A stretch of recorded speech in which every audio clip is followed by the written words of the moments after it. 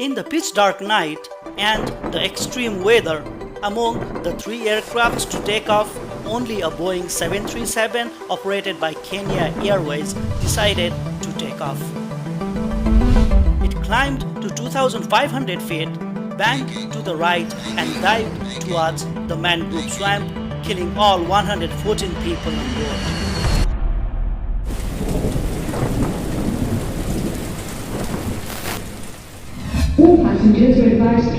May the 4th, 2007, Port Bouet Airport, Abidjan, Ivory Coast.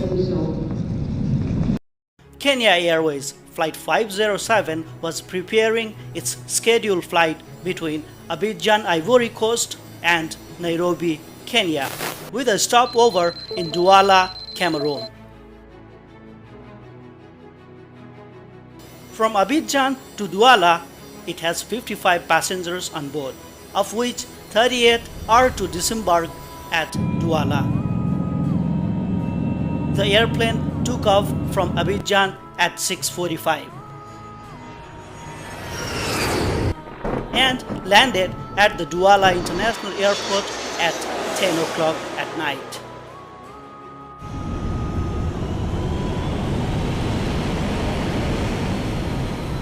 When the flight arrived to Douala, the passengers disembarked and the passengers from Douala to Nairobi boarded the flight.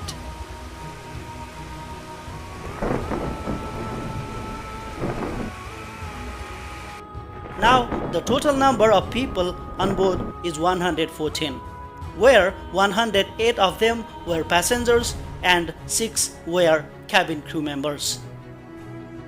The weather was extreme. The flight was scheduled to departure at 11, but was delayed because of the weather, which consisted of thunderstorms with heavy rain showers. The flight crew requested for startup clearance from the tower and obtained it. But later at 11:37, the crew announced of cancelling startup to wait for a lull in the rainfall. Then again, at 11:54, the crew requested and obtained a new authorization to start up. There were 3 aircrafts waiting for the weather to be improved. One of them was Flight 507, and 2 others were flights operated by Cameroon Airlines and Royal Air Maroc. Crew of the Cameroon Airlines and the Royal Air Maroc opted to wait until the weather will improve. But the crew of Flight 507 decided to depart because they had already been delayed over an hour, and captain felt that the weather had improved enough for departure. Flight 507 begins taxiing for the runway 12.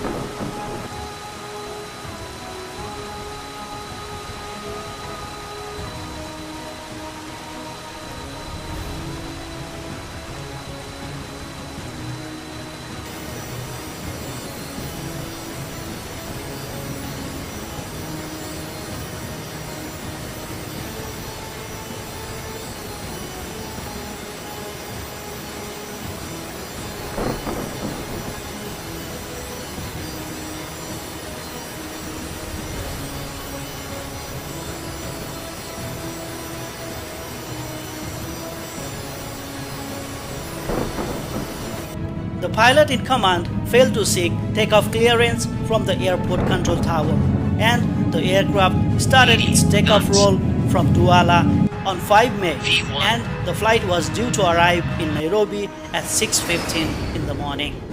Rotate.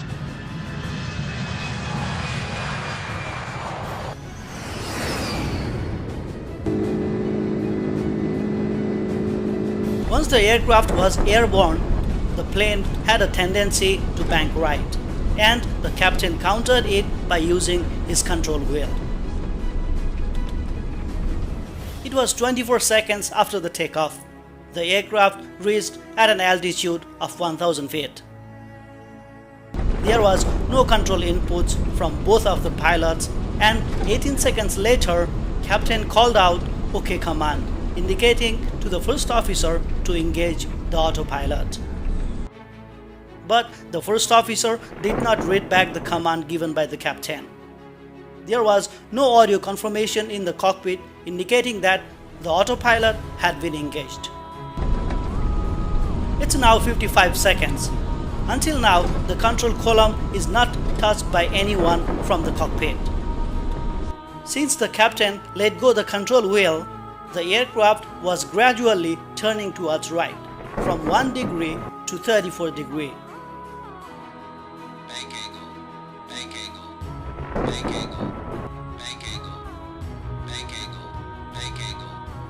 When the crew suddenly heard the warning sound, the captain panicked. Then he made a series of movements on the control stick, which made the situation more worse. At first, he moved the roll control wheel, which immediately turned the aircraft 22 degrees to the right.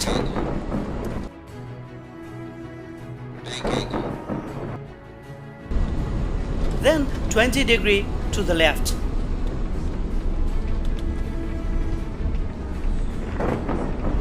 Again 45 degrees to the right.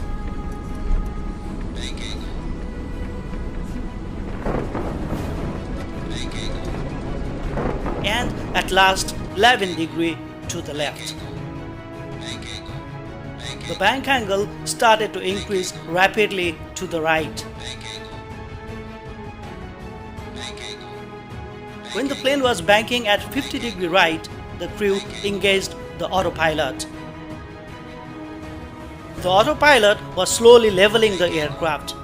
But again, the captain tried to bring the aircraft under control by using the right rudder, which caused it to bank further to the right. But what made the situation worse is the input from the first officer, which was opposite to the command what the captain had done.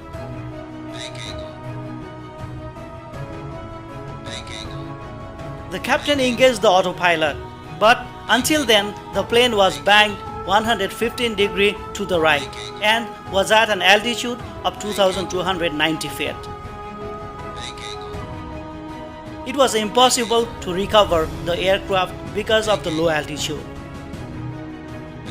The aircraft crashed into a mangrove swamp less than 2 minutes after takeoff.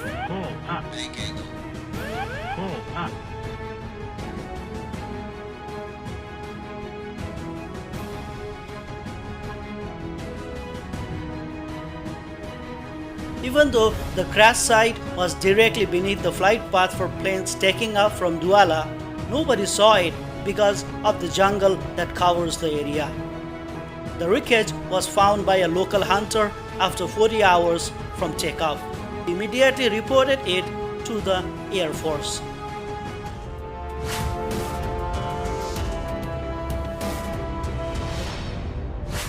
The investigation was done by Cameroon Civil Aviation Authority.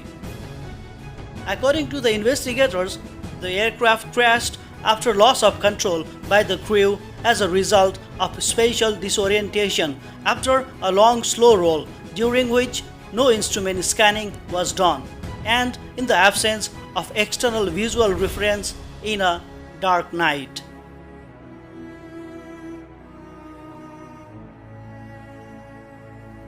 Inadequate operational control, lack of crew coordination, coupled with the non-adherence to procedures of flight monitoring, confusing in the utilization of autopilot have also contributed to cause this accident. What do you think about the video and the final report? Please don't forget to share about your valuable comments. This much for today. I hope you will give a thumbs up and subscribe to our channel. I will see you in the next video. Thank you for watching.